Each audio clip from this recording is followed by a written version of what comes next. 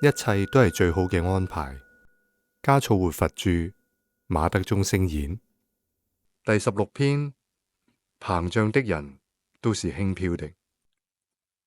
如果我哋成日都諗住人哋點樣對我哋好，就會善待對我哋好嘅每一個人，就會願意為佢哋付出，就會令到友誼不斷鞏固咁樣發展。如果我哋成日諗住自己點樣對人好，就會讓自己優越感不斷膨脹，就會因為他人嘅一點點過失而感到委屈同埋不平衡，就難以寬容咁樣對待人。咁樣係對完善自身係不利嘅，亦都不利於友誼。一念善，皆是善；一念惡，皆是惡。與人善，福雖未至，禍已遠離；與人惡，禍雖未至，福已遠離。佛教係講究布施嘅，無論係物質上定係精神上。修行嘅人總係與人為善，將別人嘅好處謹記心中，存着感恩嘅心善待每一個人，並且願意為佢哋付出更多。有善因先會有善果。好多抱怨之所以發生，根本原因係我哋只係記住自己對別人嘅好，而未能夠記住別人對我哋嘅好。所以當一個人總係念念不忘自己曾經給予別人一啲東西嘅時候，就會開始自我膨脹，輕飄飄咁浮咗喺半空中，以為自己高人一等嘅，以為自己可以俯視眾生。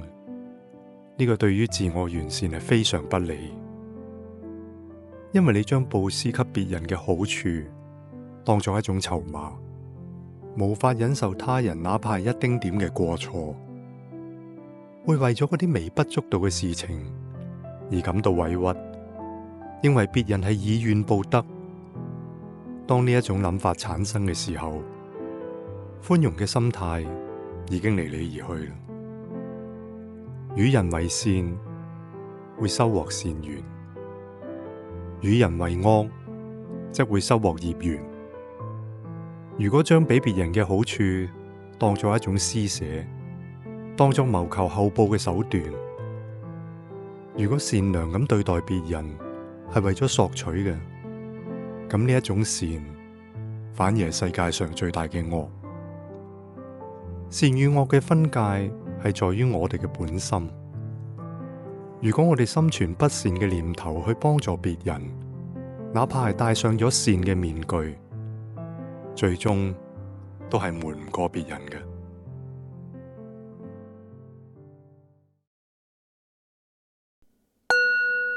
第17篇：要記得抖落臂上的塵土。唔好害怕做錯事，即使係錯啦，都唔需要懊惱嘅。人生本來就係對對錯錯，呢一次錯咗，下一次唔好犯同樣嘅錯誤就好啦。唔好喺流眼淚嘅時候做任何決定，情緒負面嘅時候，說話越少越好。無論遇到啲咩事情，都要對自己講，呢個係正常嘅，而千祈唔好話，唉，點解我咁倒霉噶？因為俾你倒霉嘅人多的是。積極陽光嘅心態能夠幫助你走出逆境嘅。因為地球係圓嘅，所以烏雲唔可能永遠遮蔽同一個地方。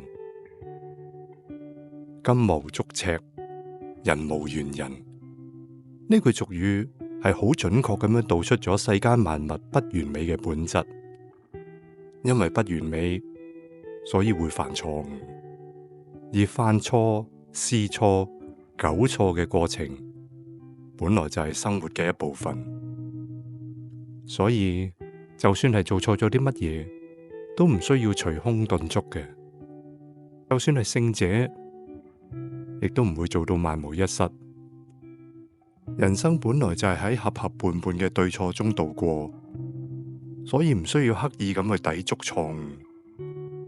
錯誤嘅存在，恰恰可以提醒我哋，生命道路上邊嗰啲係陷阱，嗰啲係蜜糖，點樣嘅人生取捨同埋定位先係可取嘅，免得下一次再俾同樣嘅石頭絆倒。人之所以會犯錯，係因為認識唔夠，準備唔夠充分，而唔係因為足夠嘅倒霉。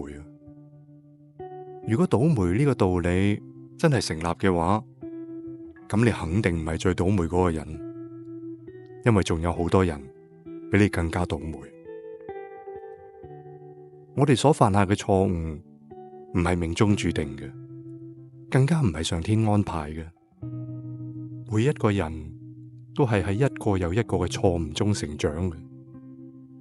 面對犯下錯誤嘅時候，最重要嘅係及時改正，盡快走出負面嘅情緒，而唔喺懊惱同自責中停滯不前。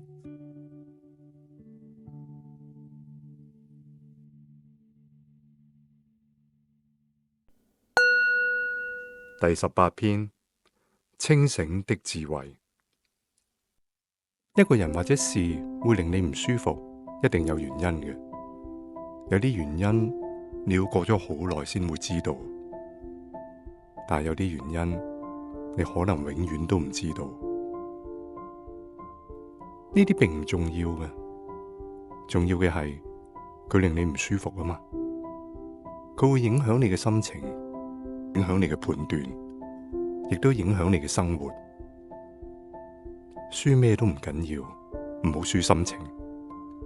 既然唔舒服，咁咪放低咯，俾別人一個重新認識你嘅機會，有咩唔好啊？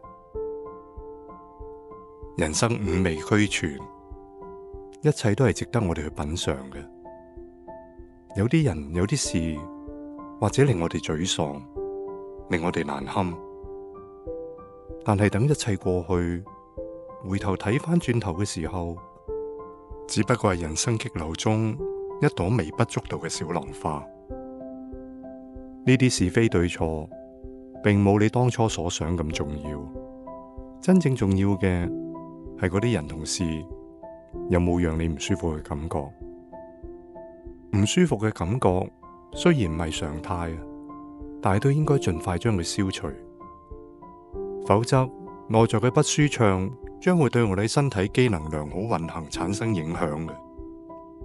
負面嘅情緒會蠶食我哋人嘅智慧，讓人做出一啲唔正確或者唔恰當嘅判斷。世上係冇任何美好嘅嘢會喺抱怨中產生。遠離並且消除負面嘅情緒，係一切良好開端嘅基礎。不如意嘅人同事，大多都係冇意義嘅過眼雲煙嚟嘅啫。佢能夠左右我哋嘅一時，但係唔能夠左右我哋一世。雖然遲早都要消散，但係若果能夠盡早從內心裏邊攞出嚟抌咗佢，或者可以避免好多嘅惶苦。盡早出嚟，功德就會越豐厚。唔好讓外界無謂嘅紛擾影響到自己嘅心情，唔好讓嗰啲無謂嘅人同埋事去左右自己嘅情緒，咁就唔會因憤而生亂。當我哋唔再執着一件事物或者一種習慣，佢就失去咗指揮擺佈我哋嘅能力，我哋就可以獲得自由。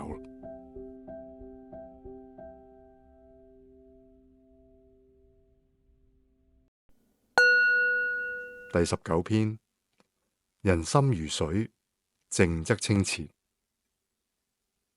即使再清澈嘅水，如果喺一個杯子入邊不停搖晃，佢都唔會清澈。即使再渾濁嘅水，如果靜靜咁樣放喺度，佢自然就會變得清澈。我哋嘅心其實都係咁。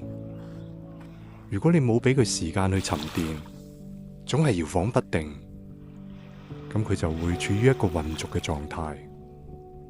靜下心嚟，心靜便無雜念，心靜則大自在。每當睇到眾生嘅心難以平靜，我就會想起上師如意寶喺去往生淨土之前留俾我嘅說話。唔好擾亂別人嘅心，亦都唔好動搖自己嘅決心。人心如水，不論水如何清澈透亮，若果不停咁樣搖晃，都會漸漸渾濁。而再渾濁嘅水，只要經歷咗長時間嘅靜止之後，雜質就會逐漸沉澱落嚟，再次恢復清澈。世俗嘅人睇住前方嘅人潮洶湧，總係會漫無目的咁樣跟住飛奔；睇住遠方嘅群山巍峨，總以為攀上去就係幸福。有啲人奮盡一生，目的就係希望可以擁有更大嘅成功，擁有更多嘅財富，能夠站喺更高嘅山峰度睇風景。但係呢啲就係唯一嘅幸福標準咩？擁有呢啲就真係能夠擁有幸福？係時候讓心寧靜落嚟，係時候沉澱一下自己，讓自己空閒一下，俾個心一個安靜嘅瞬間，仔細留意下生活入邊嘅每一個細微之處，你就會知道乜嘢係一花一世界，一木一浮生。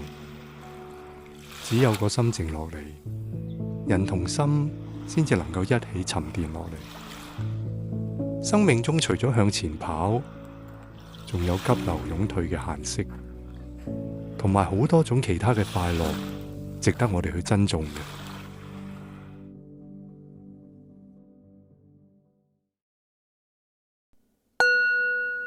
第20篇，一切都是最好的安排。當遇到一件事已經冇辦法解決，甚至已經影響到我哋嘅生活同埋心情嘅時候，我哋通常都中意一味咁樣原地踏步、繞圈、抱怨，讓自己陷入痛苦嘅深淵入邊。呢個時候，點解唔停一下腳步，諗下係咪應該轉一轉個空間，又或者轉一種方法，換條路走下，事情會變得簡單啲。生命中經常都會遇到啲挫折，但係唔係盡頭嚟嘅，只係提醒我哋應該要轉彎啦。挫折就好似一張巨大嘅網咁，將我哋嘅心困喺入邊。越係努力向前衝，就會越係被勒到遍體鱗傷。捉住挫折唔放手，就只能夠擁有痛苦。只有放手啦，先至能夠有機會選擇第二啲嘢。心若死執，嗰啲人嘅智慧只係能夠達到某種程度嘅啫。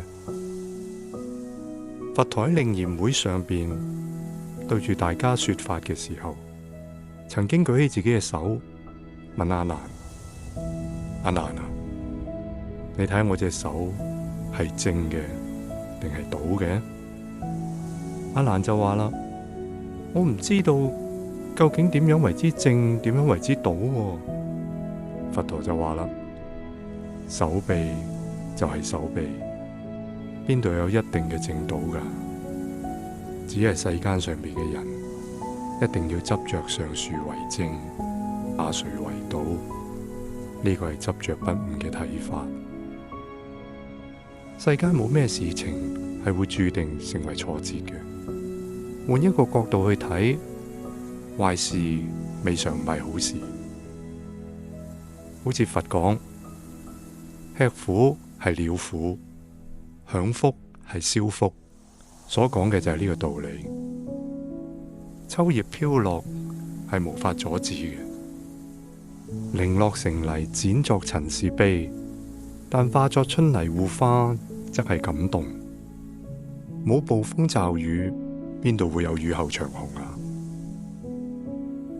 一條路行唔通，但佢絕對唔係生活入邊必須要撞破嘅南牆。